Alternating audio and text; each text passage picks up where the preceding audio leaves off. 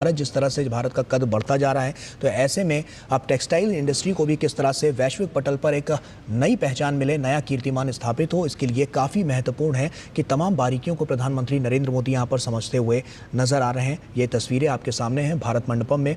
इस पूरी प्रदर्शनी का यहाँ पर रखा गया है, ये पूरा कार्यक्रम है जहाँ पर प्रधानमंत्री नरेंद्र मोदी खुद उपस्थित हैं और यहाँ पर शिरकत कर रहे हैं। तस्वीर अनाउंसर बता रहे थे, मैं विदेश दौरे पर से ही आया हूं।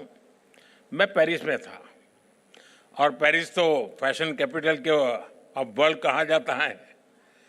इस यात्रा के दौरान विभिन्न मुद्दों पर दोनों देशों के बीच अहम साझेदारी हुई।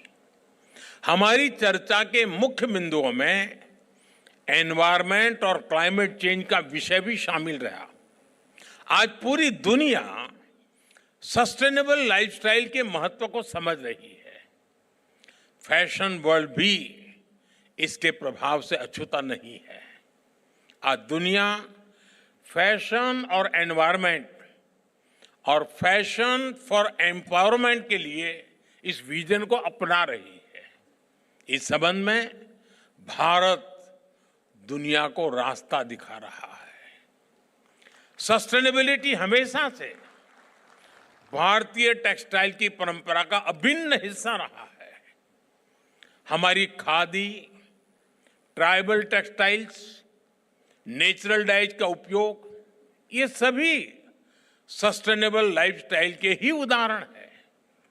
अब भारत की पारंपरिक सस्टेनेबल टेक्निक्स को कटिंग एज टेक्नोलॉजी का साथ मिल रहा है।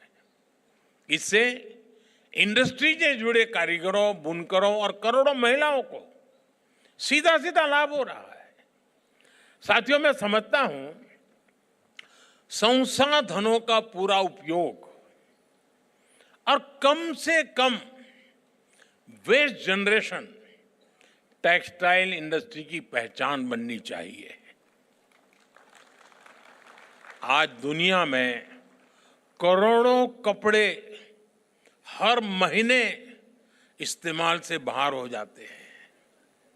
इनमें बहुत बड़ा हिस्सा फास्ट फैशन वेस्ट का होता है, यानी वो कपड़े जिन्हें फैशन या ट्रेड चेंज होने के कारण लोग पहनना छोड़ देते हैं।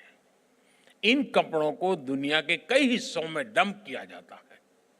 इससे एनवायरनमेंट और इकोलॉजी के लिए भी बड़ा खतरा पैदा हो रहा है। एक आकलन के मुताबिक 2030 तक फैशन वेस्ट 148 मिलियन टन तक पहुंच जाएगा। आज टेक्सटाइल वेस्ट का 1/4 हिस्सा भी रिसाइकल नहीं हो रहा है। हमारी टेक्सटाइल इंडस्ट्री इस चिंता को अवसर में बदल सकती है। आप में से अनेक साथी जानते हैं, हमारे भारत में टेक्सटाइल रिसाइकलिंग और खासकर अपसाइकलिंग का बहुत डाइवर्स ट्रेडिशनल स्किल मौजूद है। जैसे कि हमारे यहाँ पुराने या बचे हुए कपड़ों से दरिया बनाई जाती है। बुनकर लोग और यहाँ तक कि घर की महिलाएं भी ऐसे कपड़ों से कितने तरह के मैट्स, रग्स और कवरिंग बनाती हैं। महाराष्ट्र में पुराने और यहाँ तक कि फटे कपड़ों तक से अच्छे अच्छे गोदड़ी बनाए जाते हैं। हम इन पारंपरिक आर्ट्स में नए इनोवेशन करके इन्हें ग्लोबल मार्केट तक पहुंचा सकते हैं। टेक्सटाइल मिनिस्ट्री ने अपसाइक्लिंग को प्रमोट करने के लिए standing conference of public enterprise और ई मार्केट प्लेस के साथ एमओयू भी साइन किया है। देश के कई अपसाइक्लर्स ने इसमें रजिस्टर भी किया है। नवी मुंबई और बेंगलुरु जैसे शहरों में टेक्सटाइल वेस्ट के डोर टू डोर कलेक्शन के लिए पायलट प्रोजेक्ट भी चलाए जा रहे हैं। मैं चाहूंगा हमारे स्टार्टअप्स इन प्रयासों से जुड़े, इन अवसरों को एक्सप्लोर करें और अर्ली स्टेप लेकर इतने बड़े ग्लोबल मार्केट में लीड लें। अगले कुछ वर्षों में भारत की टेक्सटाइल रिसाइकलिंग मार्केट $400 मिलियन तक पहुंचने की संभावना है,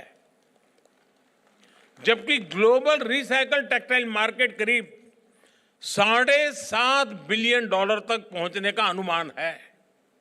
अगर हम सही दिशा में आगे बढ़ें तो भारत इसमें और बड़ा शेयर हासिल कर सकता है। साथियों, सैकड़ों वर्ष